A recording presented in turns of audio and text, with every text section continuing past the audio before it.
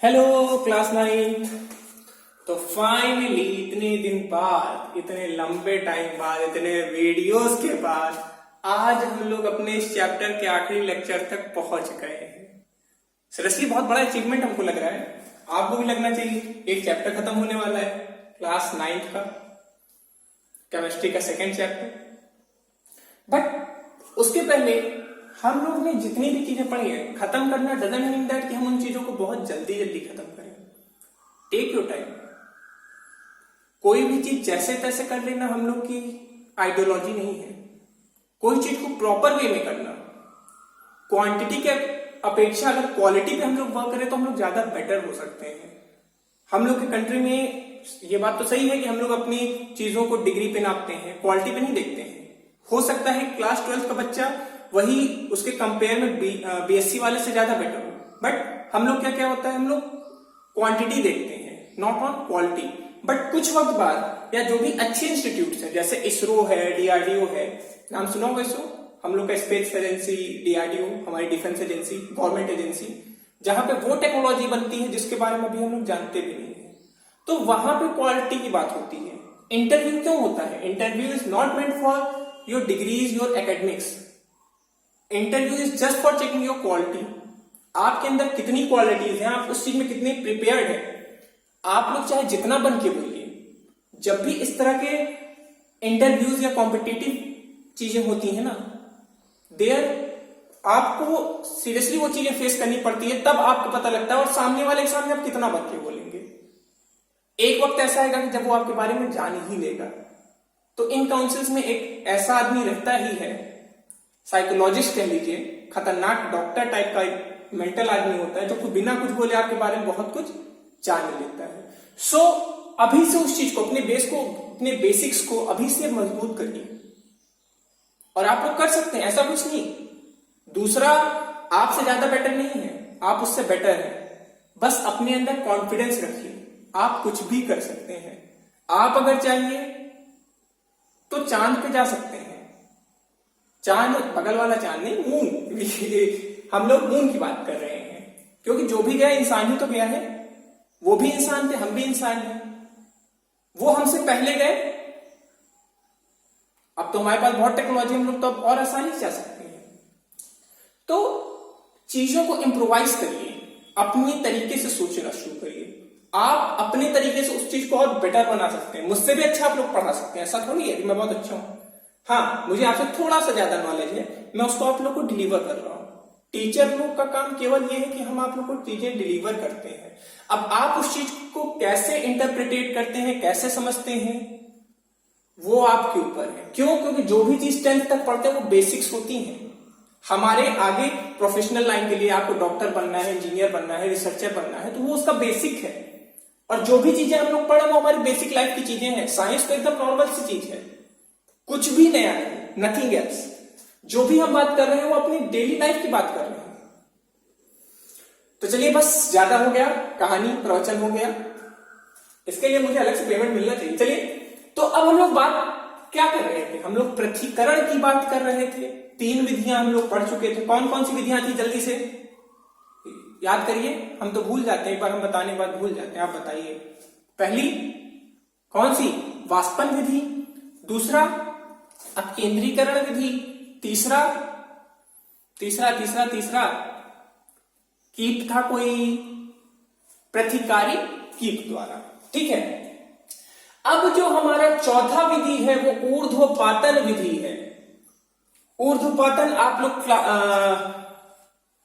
Chapter first में chemistry का जो क्लास 9 का, इसके पहले जो चैप्टर थे उसमें ऊर्ध्वपातन पढ़े थे। तो हम इसको पढ़ने के पहले ऊर्ध्वपातन क्या होता है ये समझ लेते हैं एक बार फिर से। देखिए, जब कोई भी ठोस वस्तु, कैसी वस्तु? ठोस वस्तु को ऊष्मा दे, गर्म करना। देखिए, अब हम लोग थोड़े बड़े हो चुके हैं, बच्चे तो रह नहीं गए हैं, तो अब हम लोग इस चीज को गर्म करना नहीं बोलेंगे, it's not the proper way. अब हम लोग उसको बोलेंगे ऊष्मा देना या ताप देना, जो आपको अच्छा लगे आप बोल सकते हैं। ताप देना मतलब जाहिर सी बात है, कोई चीज गर्म कब होगी? जब हम उसको आग में रखेंगे या गर्म करेंगे या हीटर से हीट देंगे, तो ऊष्मा या ताप देंगे। तो आप क्या जानते हैं कि जब भी कोई ठोस वस्तु को ऊष्मा देते हैं तो उसके बीच में जो अंतर आणविक कण होते हैं उनके बीच में जो बल लगता है अंतर आणविक बल वो कम होने लगता है, अंतर आणविक बल टूटने लगता है और टूटने के कारण जो कण होते हैं ठोस के बीच के कण वो थोड़े दूर हो जाते हैं और वो किस अवस्था में बदल जाते हैं? द्रव्य अवस्था में बदल जाते हैं। बोलिए, होता था कि नहीं होता था? लेकिन ये जो ऊर्ध्वपातन है इसमें कुछ ऐसी वस्तुएं भी होती हैं जो सीधे ठोस से किसमें बदल जाती हैं? गैस में। जैसे हम अगर बर्फ की बात करें, बर्फ को हम गर्म करें तो बर्फ क्या होगा? पहले वो ठोस से द्रव में बनेगा और फिर द्रव से गैस में आ जाएगा। इसमें कोई दिक्कत है? नहीं है। लेकिन हम बात करें कपूर जी की, भगवान की पूजा हम लोग करते हैं, कपूर जलाते हैं, तो क्या होता है? आप देखते होंगे कि कपूर को जब हम जलाते हैं, जलाने की विधि छोड़ दी, जलाने की बात नहीं करेंगे यहाँ पे, कपूर को आप थोड़ी देर के लिए वायु में रख दीजिए या खुले वातावरण में रख दीजिए तो आप देखेंगे थोड़ी देर बाद वो सीधे क्या गायब हो जाएगा। मतलब पहले वो ठोस था और अब क्या हो गया? वो गायब हो गया। मतलब कायदे से उसको अगर ऊष्मा दिया जा रहा है, मतलब वो बाहर प्रकृति से या अपने चारों तरफ वातावरण से ऊष्मा खींच रहा है, तो उसको क्या था? ठोस से पहले उसको द्रव बनना था और द्रव से उसको क्या बनना था? गैस बनना था, लेकिन वो सीधे क्या हो गया? गैस। तो देखिए वह विधि, अब सीधे बात करेंगे, वह विधि जब ठोस वस्तु सीधे गैस वस्तु में परिवर्तित हो जाए या गैस अवस्था में परिवर्तित हो जाए, उस घटना या उस विधि को हम ऊर्ध्वपातन विधि कहते हैं। कौन सी विधि? ऊर्ध्वपातन। फर्स्ट चैप्टर में हम लोग पढ़े हैं तो इस पे ज्यादा टॉपिक डिस्कस नहीं करेंगे, सीधे अपने पृथक्करण विधि पे आएंगे। तो यह विधि कब यूज होगी? यह विधि तब यूज होगी जब जो मिश्रण के घटक है, एक वाष्पशील हो और दूसरा वाष्पशील ना हो। क्लियर है बात? अब देखिए इसमें हम लोग करेंगे कि हमने आपको एक हल्का सा डायग्राम बनाने के समझाने की कोशिश की है। ये कोनिकल फ्लास्क है, इसके ऊपर हम कॉटन से इसको हम बंद कर दिए। कॉटन मेरा बहुत काला हो गया है, कॉटन गोरा होता है लेकिन मैंने काला कर दिया। ठीक है, यहां पे आग जला दी, आग लगा, फायर, ऊष्मा दें, क्योंकि आप भी जानते हैं कि हम लोग जो प्रयोगशाला में प्रयोग करते हैं उसमें बिना बर्नर को जलाए काम तो चलना नहीं है। बर्नर जला दिए। अब यहां पे दो चीज का मिश्रण है, नमक और एमोनियम क्लोराइड। नमक का सूत्र होता है NaCl, जो हमारे देश का नमक है, और दूसरा क्या होता है? Ammonium chloride, NH4Cl। अब एक बात अगर आप लोग ध्यान से देखिए तो NaCl और एमोनियम क्लोराइड अगर दोनों मिल जाए तो दो के दोनों को पहचान पाना बहुत मुश्किल है। क्यों? क्योंकि दो के दोनों का रंग भी सेम होता है, एमोनियम क्लोराइड भी व्हाइट कलर का होता है और नमक भी व्हाइट कलर का होता है। दो के दोनों के जो कणों का आकार या जो ग्रेन साइज होती है वो भी एकदम लगभग सेम होती है। उसके अलावा अगर घनत्व की बात करें तो घनत्व भी लगभग सेम होते हैं। तो इनको पृथक करना इतना आसान नहीं है। तो क्या करें? बोलिए क्या करें? हम लोग इसको ऊष्मा देंगे और आप भी जानते हैं कि ये जो NH4Cl है इसकी या एमोनियम क्लोराइड, इसकी एक गुण होती है कि जब इसको हम ऊष्मा देते हैं तो ये ठोस से द्रव ना बन के सीधे क्या बन जाता है? गैस बन जाता है। तो जब ये गैस बनेगा तो यहां पर भाप बन के एकत्रित हो जाएगा। एकत्रित हो जाएगा क्या? NH4Cl ठोस रूप में, और नीचे क्या बचेगा? नमक। ध्यान दीजिए वाष्पन विधि और इस विधि में अंतर है। आप लोग कंपेयर मत करिएगा। आप तो कह सकते हैं सर उसमें भी तो हम गर्म कर रहे थे, इसमें भी गर्म कर रहे हैं। देखिए ध्यान दीजिए, जो वाष्पन विधि थी उसमें एक चीज ठोस था और एक चीज द्रव्य था। ध्यान दीजिए, ध्यान देने वाली बात है। वाष्पन विधि में हमारा एक जो घटक था वो ठोस था और दूसरा क्या था? द्रव्य था। या दो के दोनों द्रव्य थे। दोनों चीज हो सकता है, दोनों द्रव्य हो सकते हैं, एक ठोस एक द्रव भी हो सकता है। ठीक है, लेकिन यहां पे क्या है? यहां पे दो के दोनों कैसे हैं? ठोस है। मतलब इसको भी, इस पॉइंट को भी लिख लीजिएगा, हम नहीं लिख पाएंगे इसको, सॉरी, इसको आप लोग लिख लीजिएगा, इसको अलग से कर दे रहे हैं। इस विधि में दोनों घटक, इस विधि में दोनों घटक ठोस होते हैं। क्लियर है बात? तो इस विधि में दो के दोनों घटक कैसे हैं? ठोस है। अब देखिए यह विधि कौन कौन से वस्तुओं को पृथक करने के लिए उपयोग होती है? Kapoor, ammonium chloride, iodine, naphthalene आदि। मतलब ये सब चीजें डेली हमारे यूज में है, तो हम इन लोगों के हिसाब से मेनली बता रहे हैं। तो जल्दी से इसको ऊर्ध्वपातन को भी नोट कर लीजिए, इस विधि को भी आप लोग क्या कर लीजिए? नोट कर लीजिए। अब देखिए जो हमारे सामने अगली विधि है इसको हम लोग बोलते हैं क्रोमैटोग्राफी। ठीक है, क्रोमैटोग्राफी नाम में क्या है? क्रोमा। क्रोमा क्या होता है? क्रोमा जो होता है यह एक प्रकार का ग्रीक वर्ड है जिसका मतलब होता है रंग। क्या होता है? रंग। मतलब कि आपको शुरुआत में ही रंग मिल गया तो इसका कुछ यूज तो होगा ही। तो देखिए इस विधि में मुख्यतः रंगों को पृथक किया जाता है। मतलब रंगों से, जैसे मान लीजिए दो रंग आपस में मिल गए, अब दो के दोनों रंग है तो आप कैसे पता करोगे कौन सा कैसा रंग है, कैसे अलग करें, किस प्रकार करें? तो यहां पे क्रोमोग्राफी नाम की इस विधि को हम लोग उपयोग करते हैं। ठीक है, अब इस विधि में हम लोग करते क्या है? इस विधि में हम लोग एक तरह के फिल्टर पेपर का यूज करते हैं और उसके ऊपर जो भी रंग होता है उसको हम डाल देते हैं। ठीक है, और ऊपर से फिर हम जल को बहाते हैं। जल को क्या करते हैं? बहने देते हैं, जल को बहाते हैं। तो इससे क्या होता है? जब जल बहता है तो जो अधिक घुलनशील वाला डाई होता है वो अंदर चला जाता है जल के साथ, और जो कम घुलनशील वाला होता है वो ऊपर ही रुक जाता है। ठीक है, मुख्यतः ध्यान रखिए क्रोमोग्राफी इसको इसलिए कहा गया क्योंकि इस विधि का मोस्टली प्रयोग या मेनली जो प्रयोग हुआ वो दो रंगों को आपस में एक दूसरे से पृथक या अलग करने के लिए प्रयोग हुआ। ठीक है, आपको एक और बहुत अच्छी बात बताएं तो आजकल क्रोमोग्राफी का जो सबसे ज्यादा यूज होता है वो आपके खून में ड्रग की मात्रा जांच करने के लिए। आप लोग सुने होंगे ना कि डोप टेस्ट होता है, जो भी खिलाड़ी होते हैं उनका प्रॉपर डोप टेस्टिंग होता है, क्योंकि आप भी जानते हैं कि लोग अलग अलग तरह की दवाएं लेते हैं, प्लेयर्स भी लेते हैं, नॉर्मल लोग भी लेते हैं। बट प्लेयर में क्या होता है? प्लेयर में एक रिस्ट्रिक्शन होता है कि आप गेम खेलने के पहले कोई भी दवा का यूज नहीं कर सकते हैं। अब उसकी जांच कैसे होगी? हाथ पकड़ के तो कोई डॉक्टर बता नहीं सकता कि आपने दवा खाई है कि नहीं खाई है। तो ड्रग का जो ट्रस्ट होता है, ड्रग, अब एक बार कंफ्यूज मत होइएगा, आप लोग, कई लोग क्या सोचते हैं कि ड्रग मतलब नशा। ड्रग डजंट मीन दैट नशा से।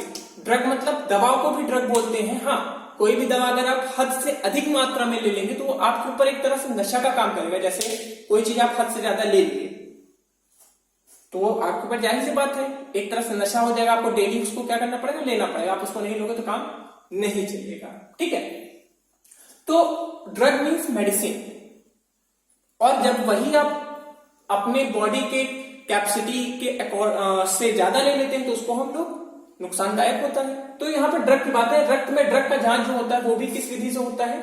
क्रोमोग्राफी से। जो भी प्लेयर्स का डोप टेस्ट होता है, नाम सुने ही होंगे कि ये प्लेयर पॉजिटिव आया, ये प्लेयर निगेटिव आया, तो ये किस विधि से होता है? इस विधि को हम क्रोमोग्राफी कहते हैं। और ध्यान दीजिए यहाँ पे जो पेपर का यूज होता है इसको हम लोग फिल्टर पेपर बोलते हैं। आपके लैब में, आप सभी लोग जिस भी लैब में जाएंगे अपने स्कूल के लैब में, तो वहां पे आपको फिल्टर पेपर देखने को मिलेगा। फिल्टर पेपर होता पेपर का ही प्रकार है, लेकिन इसमें बहुत छोटे छिद्र होते हैं जो कि हमें नग्न आंखों से नहीं दिखते हैं। अगर आप चाहिए कि बिना कोई यंत्र की सहायता से आप उसको आंखों से देखिए तो नहीं देख पाएंगे। तो इस विधि को हम बोलते हैं क्रोमोग्राफी। ये हमारी 5वीं विधि थी, इसको आप लोग जल्दी से नोट कर लीजिए।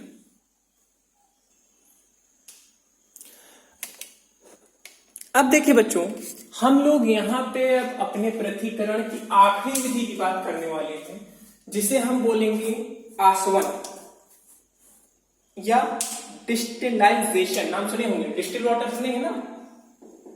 डिस्टिलाइजेशन।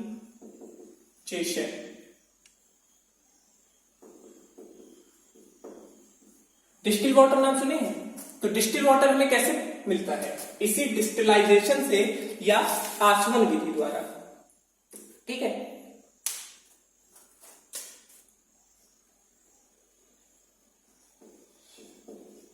ठीक।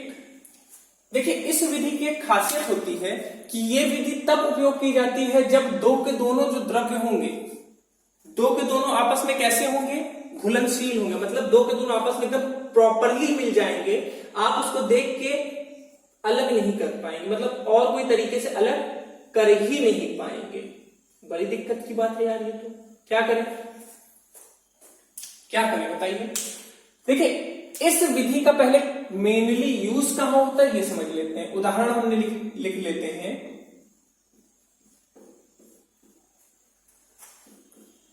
पेट्रोलियम उत्पाद, नाम सुनेंगे पेट्रोल। देखिए ध्यान दीजिए, जो कच्चा तेल निकलता है उसी कच्चे तेल में हमको हर चीज मिल जाती है, जैसे पेट्रोल, डीजल, नेचुरल गैस, टारपिन का तेल, thinner, dye, paint, A to Z, अंत में वैक्स तक निकलता है। मतलब ये ध्यान दीजिए, वो जो कच्चा तेल निकलता है उसको जब हम लोग शुद्धिकरण करते हैं, शुद्धिकरण मतलब उसकी सफाई शुरू करते हैं, उसको प्रॉपरली यूज कर मतलब देखिए कच्चा तेल हमारे लिए किसी यूज का नहीं है, कच्चा तेल जो है वो किसी भी यूज का नहीं है। कच्चा तेल कहाँ खुदे आप निकल रहा है कच्चा तेल, उसका कोई यूज नहीं है आपके पास। क्यों? क्योंकि उसमें काफी चीजें मिली है और हर चीज का कोई यूज नहीं है। लेकिन जब हम उसको शुद्ध करना शुरू करते हैं, जो आसवन, देखिए यहाँ पे हम जो पेट्रोलियम का शुद्धिकरण शुरू करते हैं वो आसवन विधि द्वारा होता है। अब जैसे यहाँ पे ये बहुत एक नॉर्मल सी प्रोसेस हमने बताया है, जो पेट्रोलियम का आसवन होता है वो बहुत लंबे प्रोसेस होता है, काफी लंबा प्रोसेस होता है, अलग अलग तापमान, मतलब हर प्रोसेस पे हमारा तापमान अलग होता है, अलग तापमान पे अलग चीज निकलती है। क्यों? क्योंकि सब चीजें आपस में घुलनशील होती हैं, जितने भी पेट्रोलियम प्रोडक्ट्स हैं सबके सभी क्या है, घुलनशील है। लेकिन हमने क्या लिखा है, एक चीज अगर आप ध्यान दीजिए कि इन घटकों के मध्य क्वथनांक, क्वथन फिर से हम याद करेंगे, क्वथन क्या होता है, वह तापमान जब कोई चीज द्रव्य से गैस में बदल जाए। और जो कच्चा तेल होता है वो किस अवस्था में पूरा का पूरा रहता है, वो पूरा का पूरा द्रव्य अवस्था में रहता है, उसमें सभी चीज द्रव्य रूप में मिली रहती है। अब सभी चीज द्रव्य रूप में मिली है, उसको एक एक करके एक एक स्टेप में निकाला जाता रहेगा। क्यों? क्योंकि क्वथन में अंतर है, तो किसी का तापमान कुछ और है, किसी का और तापमान है। जैसे मान लेते हैं, थोड़ा एग्जाम्पल के लिए बस हम बता रहे हैं, मान लीजिए पेट्रोल और डीजल दोनों मिला है आपस में, तो मान लीजिए पेट्रोल जो है 1000 डिग्री सेल्सियस पे निकलेगा और ये है 1500 पे। तो अगर 1000 जैसे ही देंगे तो पेट्रोल तुरंत क्या हो जाएगा, भाप बन जाएगा, और डीजल वहां पे क्या हो जाएगा, बच जाएगा। इसी तरह जो जो चीज का तापमान उनको मिलता जाएगा वो चीज बाहर निकलती जाएगी, जिन चीज का तापमान नहीं मिलेगा वो वहीं पे रुकी रहेंगी। तो बात आई समझ में। इस विधि का प्रयोग पेट्रोल के शुद्धिकरण में बहुत ज्यादा यूज होता है। ध्यान दीजिए, पेट्रोलियम प्रोडक्ट्स जो भी होते हैं, तो जो कच्चा तेल होता है, ए टू जेड जितनी चीजें हैं, पेट्रोल सुना आपने, उसी तरह बहुत सी चीजें महकती हैं, डीजल भी हल्का महकता है। एटीएफ नाम सुने हैं?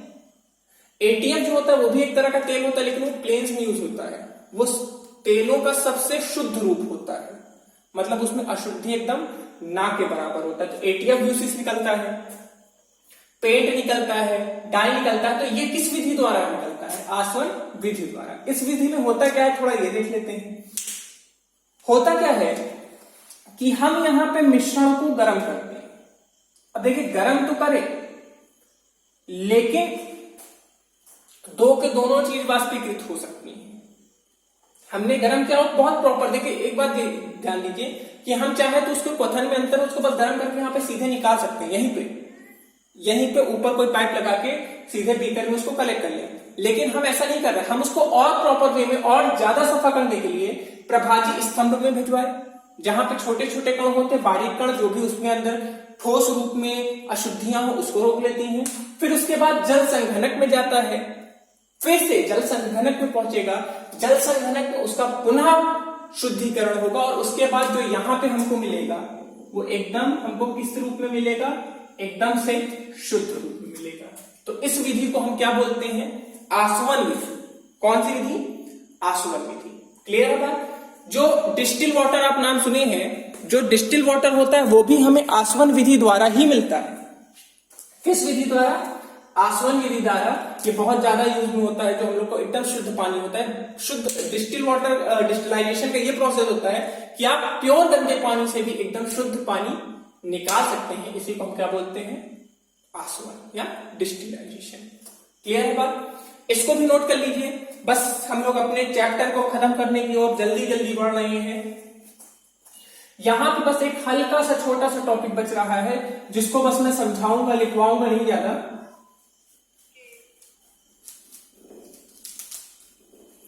तो ये हम अपने आखिरी विधि की ओर, आखिरी टॉपिक की ओर बढ़ रहे हैं, और जैसे ही आखिरी टॉपिक हमारा क्लियर होगा, ये चैप्टर हमारा खत्म हो जाएगा, और केमिस्ट्री का इसी के संग हमारा दूसरा चैप्टर भी क्या हो जाएगा? खत्म हो जाएगा। देखिए, यहां पे हमको दो चीज की बात करनी है,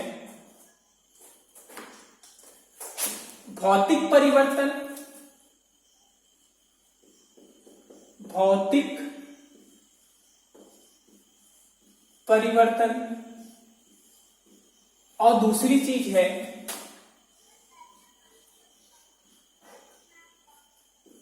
रासायनिक परिवर्तन। ठीक है, देखिए, भौतिक परिवर्तन मतलब जब भी किसी पदार्थ में भौतिक रूप से परिवर्तन होता है, मतलब यहां पे जो परिवर्तन होगा वो केवल भौतिक गुणों में परिवर्तन होगा। यहां पे जो परिवर्तन होगा वो किसमें होगा? भौतिक गुण में, और इसमें जो होगा वो रासायनिक गुण में। तो इसमें क्या होगा? भौतिक गुण, और इसमें होगा रासायनिक गुण। अब देखिए, भौतिक गुण होता है बेटा, अगर हम बात करें भौतिक गुण क्या होते हैं, तो भौतिक गुण क्या क्या हो सकते हैं? जैसे होगा रंग, आकार, कठोरता, आयतन, घनत्व।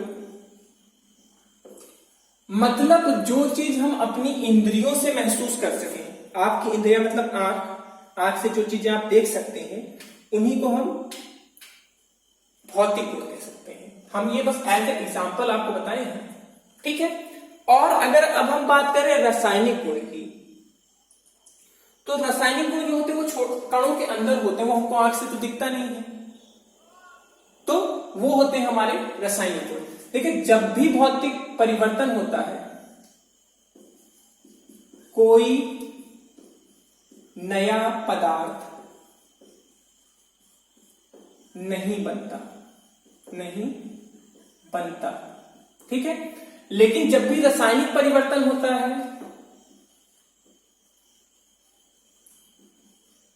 नए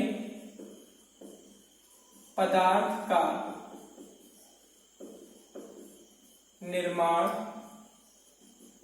होता है। मतलब इसमें क्या है, इसमें कोई नए पदार्थ नहीं बनते हैं, लेकिन रासायनिक परिवर्तन में नए पदार्थ बनते हैं। क्लियर है बात? भौतिक परिवर्तन में ऊर्जा परिवर्तन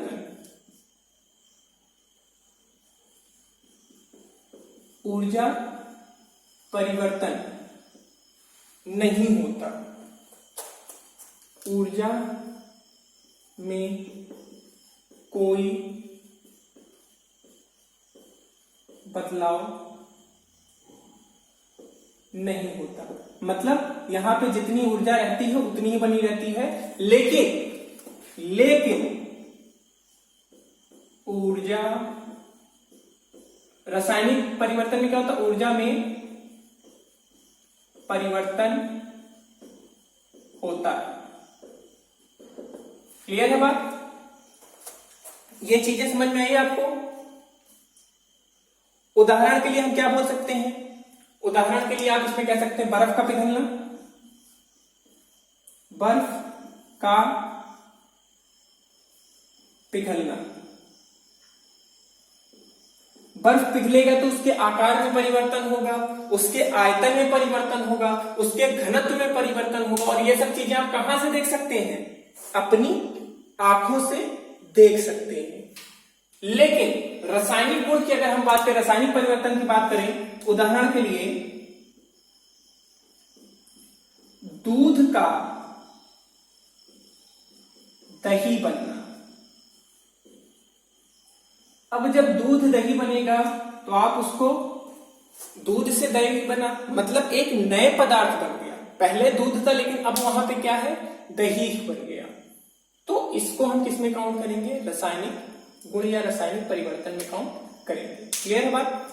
तो ये चीजें आप जानते रहिए कि सबसे बड़ी बात कि जब भी रासायनिक परिवर्तन होगा तो एक नए पदार्थ की निर्माण होगी, ऊर्जा में परिवर्तन होगा, रासायनिक गुण में परिवर्तन होगा, और उसको हम अपनी आंखों या इंद्रियों की सहायता से नहीं पहचान सकते हैं, क्योंकि वो चीज जो होती है बहुत छोटे स्तर पे, कणों के मध्य होती है, बहुत छोटे स्तर पे होती है, तो उन चीजों को हम देख नहीं सकते हैं। लेकिन जो हमारा भौतिक परिवर्तन होता है, जो हमारा भौतिक परिवर्तन होता है, उसको हम लोग आंखों से देख सकते हैं। क्यों? क्योंकि हो सकता है उसके रंग में परिवर्तन हो, आकार में परिवर्तन हो, आयतन में परिवर्तन हो, घनत्व में परिवर्तन हो। भौतिक परिवर्तन में कोई भी नया पदार्थ नहीं बनता, जो पदार्थ रहेगा वही रहेगा, उसका आकार में हो सकता है क्या हो जाए, परिवर्तन आ जाए। और एग्जाम्पल उसका एक हमने आपको सीधा बता दिया, बर्फ का पिघलना। तो इसी के संग आज हम अपना केमिस्ट्री के सेकेंड लेक्चर का लास्ट टॉपिक फिनिश करते हैं। यहां पे हम लोग का ये चीज खत्म हो गया। अब हम लोग का जो क्लास 9 में नया लेक्चर शुरू होगा वो शुरू होगा गुरुत्वाकर्षण। अच्छा टॉपिक है, उम्मीद करते हैं कि आपको जितना बताया मैंने आपको ये समझ में आया होगा। कोई दिक्कत हो तो उस चीज की हमसे क्वेरी करिएगा। Till then stay safe, stay at home. Thank you.